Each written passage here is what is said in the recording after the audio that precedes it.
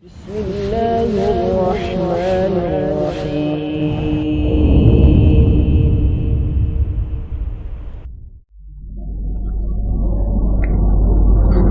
إن الحمد لله نحمده ونستعينه ونستغفره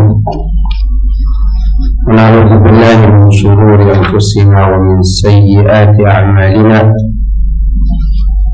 من يهده الله فلا مضل له ومن يضلل فلا هادي له أشهد أن لا إله إلا الله وحده لا شريك له وأشهد أن محمدا عبده ورسوله صلى الله عليه وعلى آله وصحبه أجمعين ومن سار على نهجه واستنى بسنته إلى يوم الدين وسلم تسليما كثيرا. أما بعد،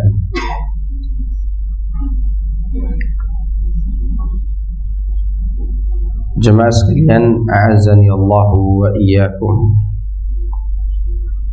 Alhamdulillah, di siang hari ini kita dipertemukan kembali oleh Allah Azza wa Jalla dalam kajian rutin kita, kajian tafsir yang kita ambil dari juz terakhir dari tafsir Ibnu Katsir. Dan sekarang kita akan berbicara mengenai surat Al-Fil. Surat Al-Fil ini berkaitan dengan kelompok gajah atau kelompok yang menunggang gajah dengan niat untuk merobohkan Ka'bah. Kalau sekarang kan menggunakan bordusar, dulu menggunakan gajah.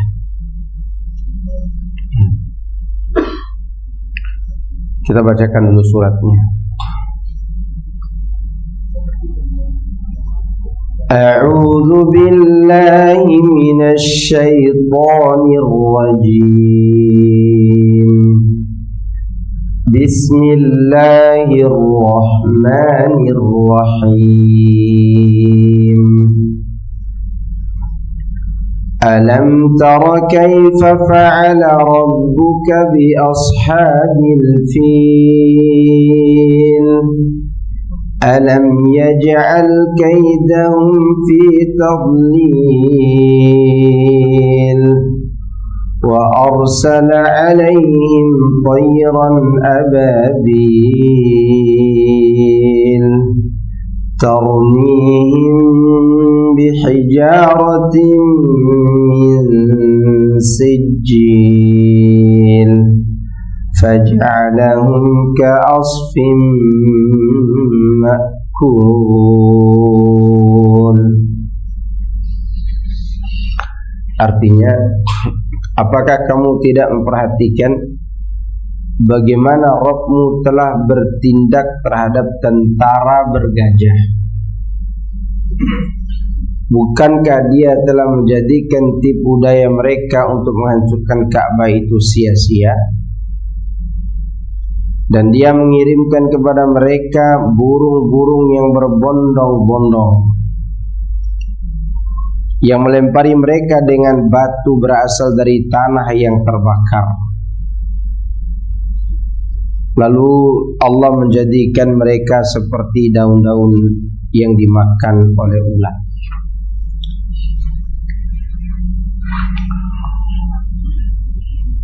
Ini merupakan salah satu dari hikmah yang dengannya Allah menguji kaum Quraisy,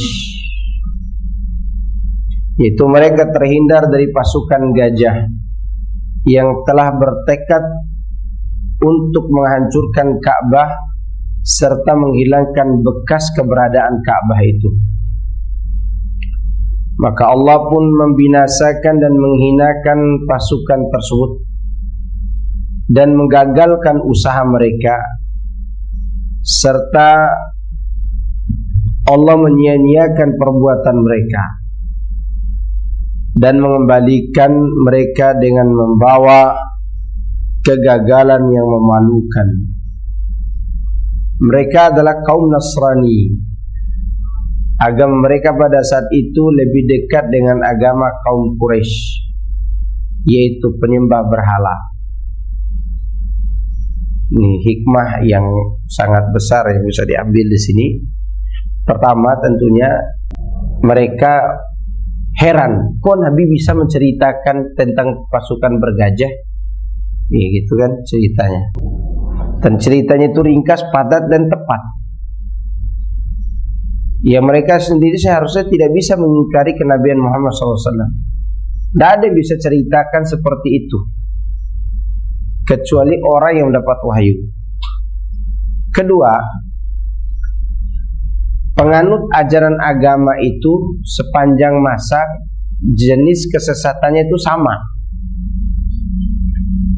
Dulu sebelum datang kita, ada orang Muslim namanya kaum Nasrani, pengikut Nabi Isa.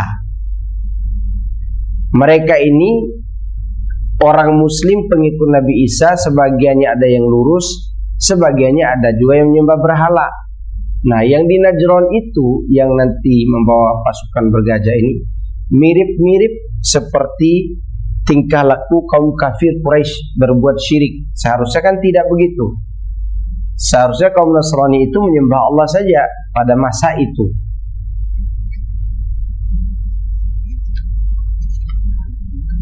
Dan mereka orang-orang kafir Nasrani ini memiliki keinginan agar haji itu tidak lagi di Mekah, di Baitullahil Haram.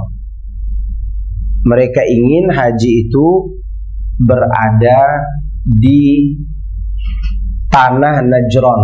Sekarang jadi perbatasan antara Saudi dan Yaman. Mereka ingin haji itu berada dilaksanakan di sana. Maka oleh karena itu mereka membuat Ka'bah tandingan berupa kanisah. Kanisah itu gereja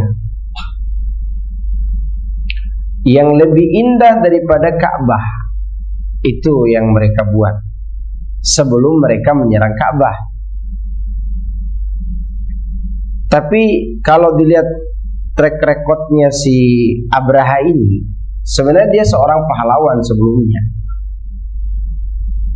penganut ajaran Nasrani dari Ethiopia yang pernah bergabung bersama pasukan Romawi untuk menyerang raja yang zalim di zaman sebelum Nabi lahir, kurang lebih 40 tahun. Jadi 40 tahun sebelum kelahiran Nabi itu di Najran terjadi huru-hara penyiksaan kaum Nabi Isa oleh raja yang bernama Dzunnuwas. Kezalimannya ini sampai pada puncak membakar kaum muslimin dalam parit yang kita pernah sebutkan dalam suratul Ukhdud. Ini kejadiannya 40 tahun sebelum Nabi lahir. Waktu itu Abraham masih muda. Oleh Raja Romawi, dia mengirim surat kepada Ethiopia, Raja Najasyi, agar bergabung dengan pasukan mereka untuk menyerang si Dzunnuwas yang membunuh kaum Nasrani tadi. Yang dibunuhnya kurang lebih mendekati 20.000 orang. Nah, kezaliman itu membuat marah dunia pada saat itu, sampai negara adidaya yang bernama Romawi, ya, mereka merasa ini kezaliman harus dihentikan. Maka dikirimlah pasukan. Singkat cerita, pasukan yang dikirim oleh Romawi itu dipimpin oleh Urwutoh, sedangkan dari Ethiopia dipimpin oleh Abraha. Maka terjadilah peperangan antara Raja Zalim tadi dengan Urwutoh dan Abraha tadi. Dan Raja Zalim itu kalah. Nah, si Abraha ini setelah melihat kekalahan Raja yang zalim itu, dia punya tendensius yang licik, punya niat jelek, yaitu dia ingin menjadi amir di Najran. Ingin dia jadi amir. Amir itu kalau bahasa kita sekarang gubernur. Ya. Tetapi bagaimana cara bisa jadi gubernur sedangkan Romawi mengirim panglima namanya Urwutoh yang berperang bersama-sama tadi. Nah, untuk mewujudkan keinginannya, Abraham menyerang Urwutoh sampai mati. Artinya dia membunuh panglimanya. Karena dia telah membunuh panglima itu, Abraham mengirim surat kepada Raja Najasyi agar memberikan rekomendasi kepada dia supaya dia jadi amir di Najran atau gubernur. Maka diangkatlah dia menjadi amir di Najran. Dia pun akhirnya menguasai Najran, si Abraha ini. Abraha ini ketika dia menguasai Najran, dia punya pikiran hasad dan dengki kepada orang Mekah yang selalu didatangi manusia setiap tahun untuk melaksanakan haji. Nah, dia ingin kejadian itu tidak lagi di Mekah. Dia ingin kejadian itu terlaksana di Najran. Maka dia buatlah kanisa yang indah penuh dengan pernak-pernik agar orang-orang lebih tertarik kepada gereja dia daripada kepada Baitullahil Haram. Ternyata usaha dia tersebut tidak berhasil.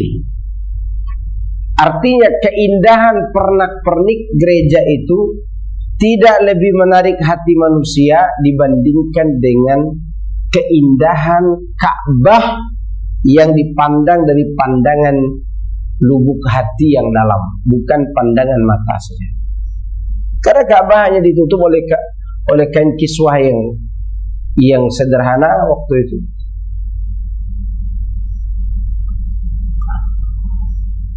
Maka Abraha ini karena dia tidak bisa untuk memalingkan orang ke sana, dia cari alasan lain supaya dia bisa merobohkan Ka'bah. Qadarullah, ada pemuda Makkah atau pemuda Arab yang melihat kejadian itu atau keinginan Abraha ini, ingin memindahkan haji dari bangsa Arab itu ke gereja dia. Dan ini mengundang kebencian warga Arab suku Adnan. Kan memang Rasulullah SAW itu dari Adnaniyah, ya. Dan juga suku Arab, suku Qahtan.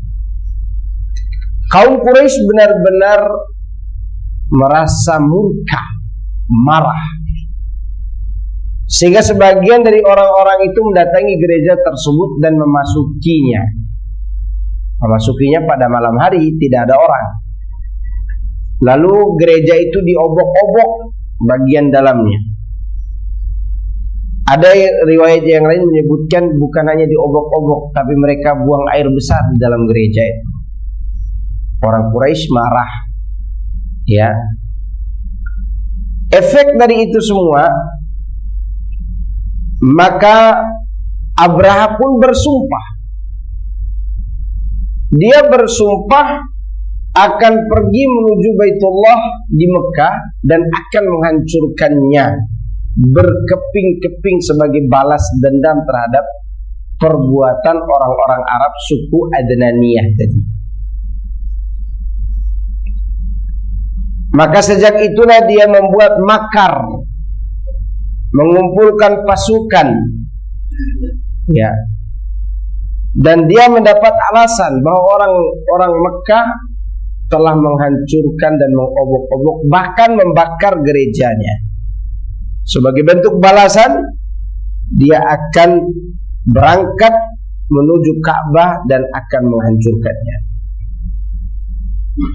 Dia pun membawa gajah-gajah.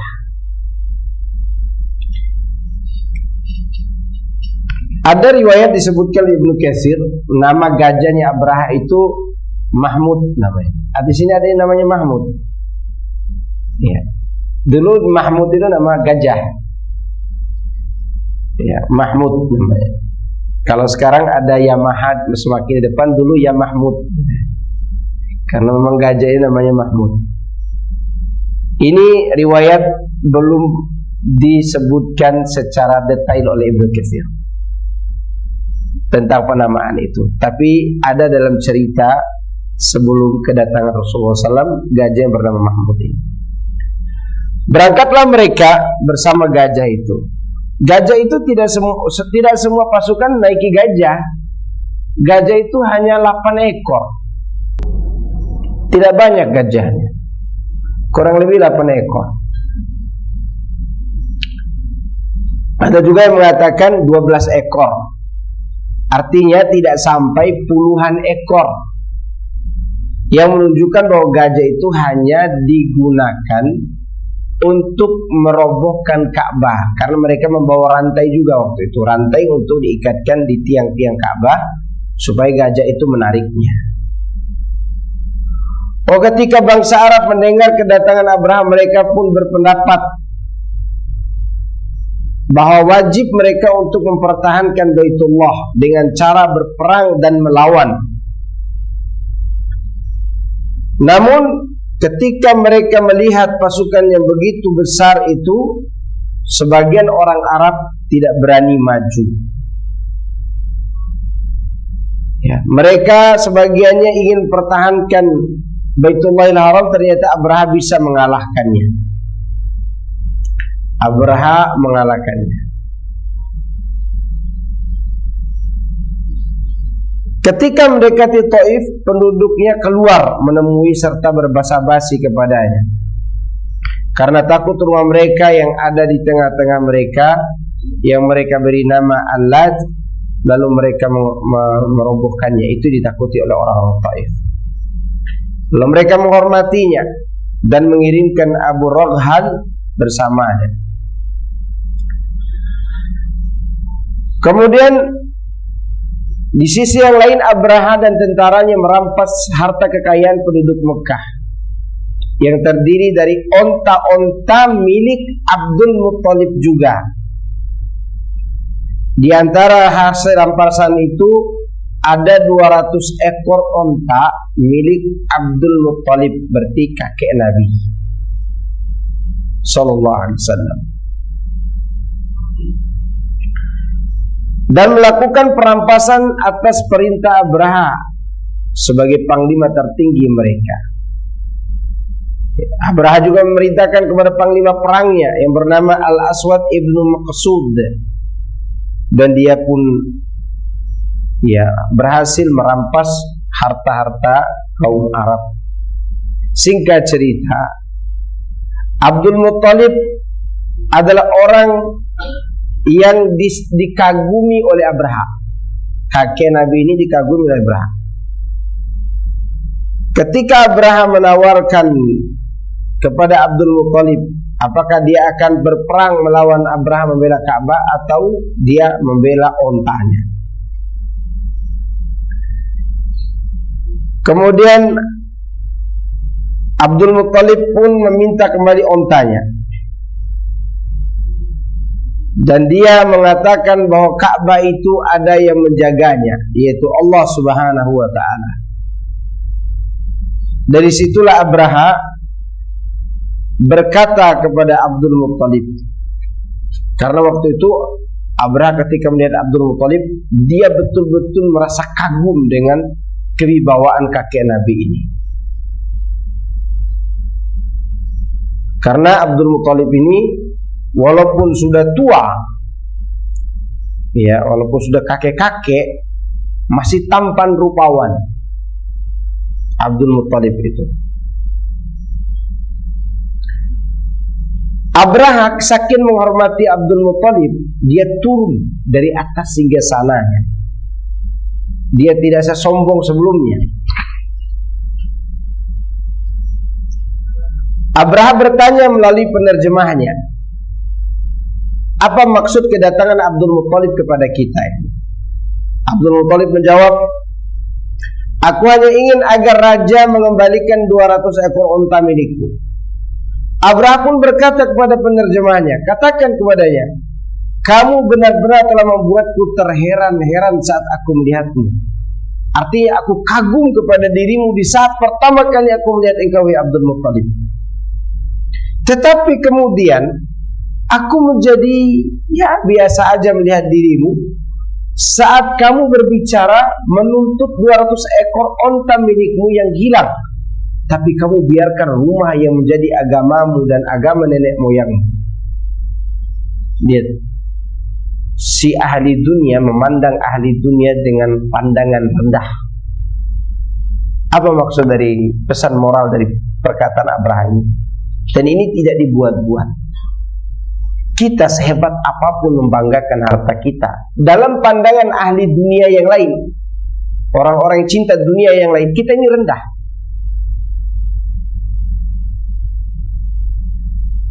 Kalau kita cinta agama kita, mencintai apa yang Allah cintai, sesedikit apapun harta kita tetap terhormat di hadapan orang. Maka Abdul Muttalib yang tadinya terhormat di mata raja yang zalim ini, seketika jatuh pamornya berkeping-keping di hadapannya, karena Abdul Muttalib tidak datang melarang dia untuk menyerang Ka'bah, justru datang meminta mana onta yang 200 ekor milik.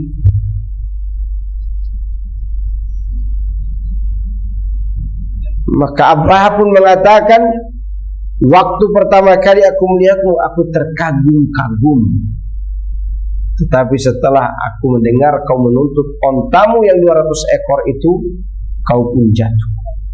Tidak ada harga diri, maksudnya begitu. Sesungguhnya aku datang untuk menghancurkan Ka'bah, sedangkan engkau tidak menyinggungnya sama sekali dalam pembicaraanmu denganku. Artinya tidak mengatakan, tidak usah kau serang Ka'bah, kalau enggak aku lawan balik gitu. Atau aku punya pasukan besar. Abdul Muttalib tidak ngomong begitu. Kemudian Abdul Muttalib mengatakan kepada Abraha, kenapa dia tidak mau menyinggung masalah Ka'bah? Kata Abdul Muttalib, sesungguhnya aku adalah pemilik onta-onta itu, sedangkan Ka'bah itu mempunyai pemilik sendiri, yaitu Allah, yang akan selalu menjaga dan mempertahankannya. Abraha berkata, Allah itu tidak akan sanggup menghalangiku. Inilah kalimat sombong. Kamu tidak akan mampu melawannya, kata Abdul Muttalib. Jadi ini kalimat kesombongan dari musuh-musuh Allah yang menyebabkan mereka hancur luluh lantang. Maka kalau mau lihat orang yang akan hancur, lihat orang yang berani melawan Tuhan, melawan apa yang diajarkan oleh Allah. Maka Abdul Muttalib mengatakan, itu onta, aku pemiliknya, tapi itu Ka'bah, pemiliknya adalah Allah. Abraham mengatakan, oh dia tidak akan sanggup menghalangi aku, kata Abraham. Ini kalimat sombong. Ini awal kehancuran Abraham.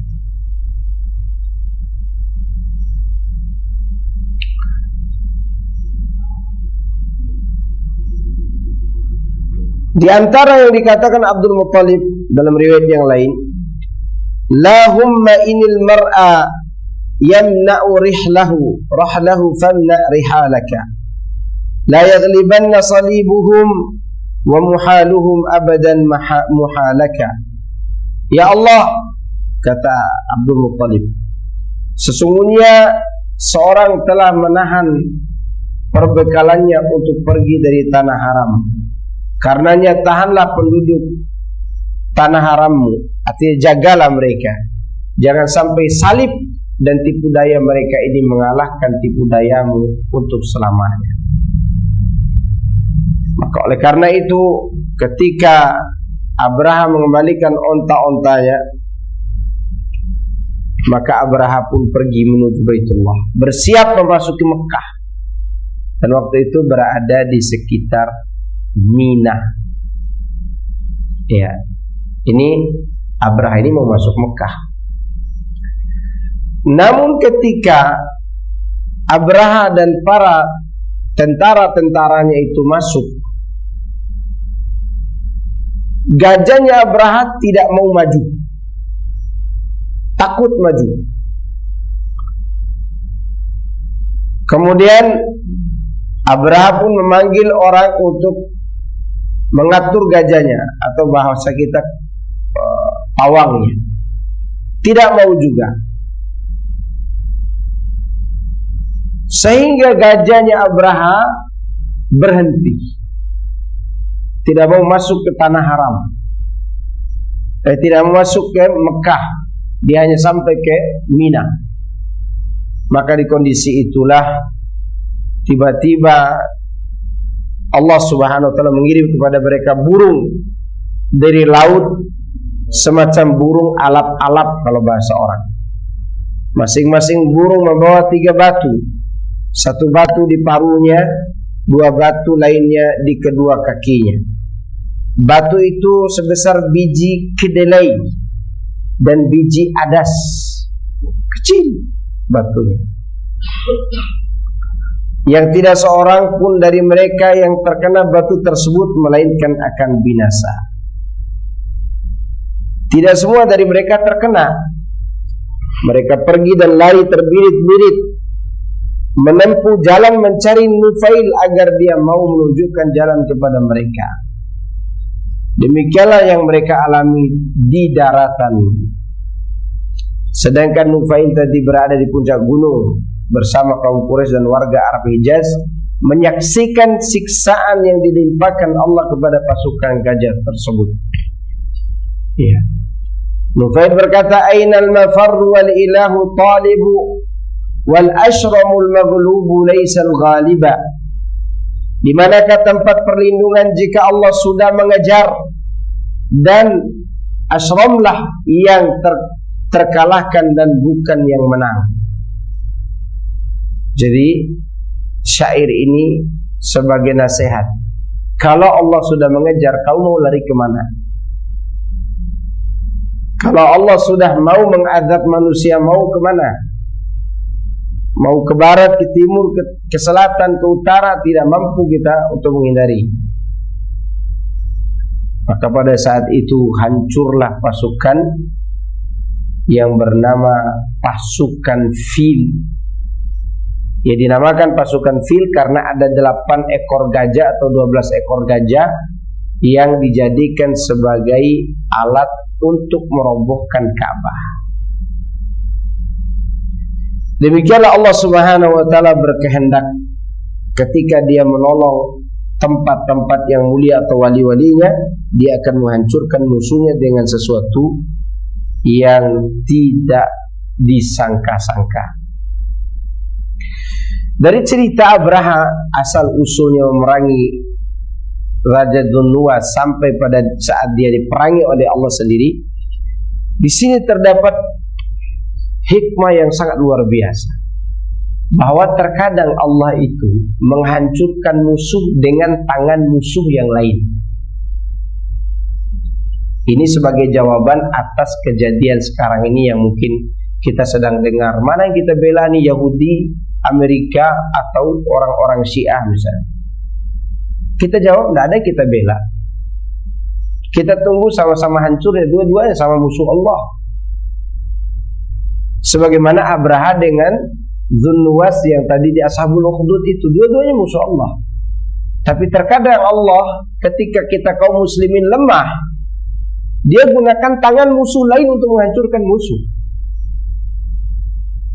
Dan tidak ada yang kita bela. Analoginya begini. Anda dagang di pasar, ada 2 kelompok preman bikin gaduh terus di pasar itu.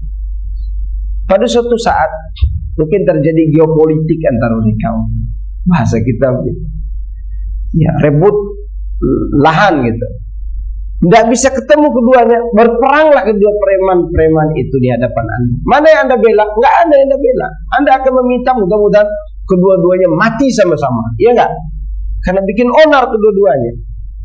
Ketika kita tidak membela A, bukan berarti membela B. Sebagaimana kejadian Abraha dengan Dzulnuwas. Demikian juga zaman ini ada dua kelompok yang sering membunuh kaum muslimin, Yahudi dan Syiah. Syiah ini kalau membunuh kejam dulu, karena membunuhnya sebagai bentuk pendekatan diri kepada Allah. Demikian juga Yahudi. Kenapa dia bunuh kaum Palestina? Karena mereka punya keyakinan di tahun-tahun tertentu mereka harus menghabisi manusia yang berada, yang menghalangi mereka dari ibadah kepada Allah, kata mereka, kepada Tuhan mereka. Itu keyakinan mereka. Sama, ini pembunuhan atas dasar keyakinan sebagian, walaupun sebagian yang ikut campur atas dasar ekonomi. Nah, kondisi seperti ini sama seperti Abraha dan Dzulnuwas. Apa mau kita pertentangkan? Ketika kita tidak membela Palestina, tidak membela Yahudi, berarti kita bukan berarti membela Syiah. Ketika kita tidak membela Syiah, bukan berarti membela Amerika. Bukan. Tidak ada cerita seperti itu. Yang ada cerita adalah Abraha dan Dzulnuwas, dan itu contoh. Ini sangat bagus sekali contoh yang dibawakan oleh Allah Subhanahu wa taala dalam dua surat ini. Suratul Fil dan surat Ashabul Ukhdud. Ya. Dan ini semua untuk menghilangkan syubhat di kepala kita selama ini. Mungkin orang kira ketika kita tidak membela Syiah misalnya, dikiranya kita membela Yahudi. Enggak. Jijik lihat Yahudi itu. Sampah yang ada di bumi ini adalah Yahudi.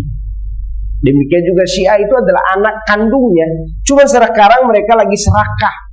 Apa yang mau mereka perebutkan sehingga mereka perang di antara mereka. Itu kan ciptaan mereka sendiri. Ya.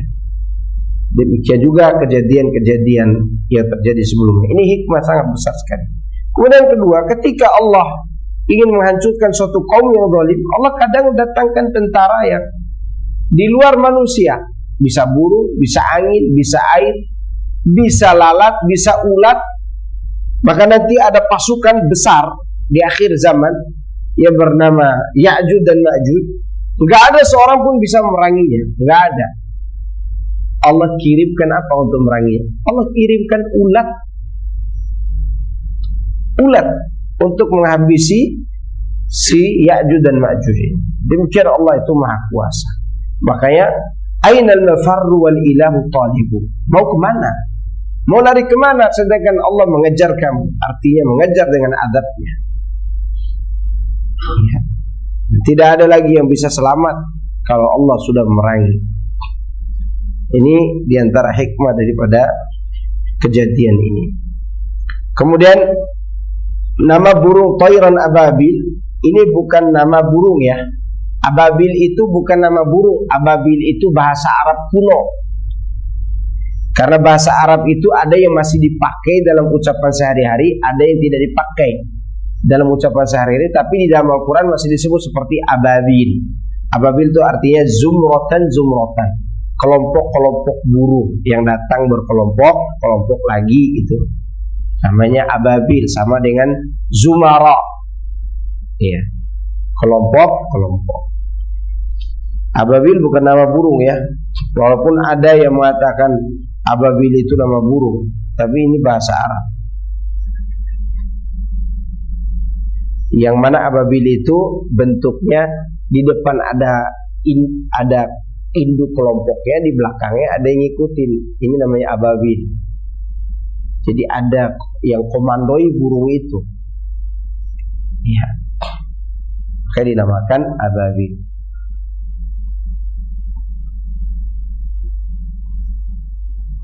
Faja'alahum ka'asfin ma'kul.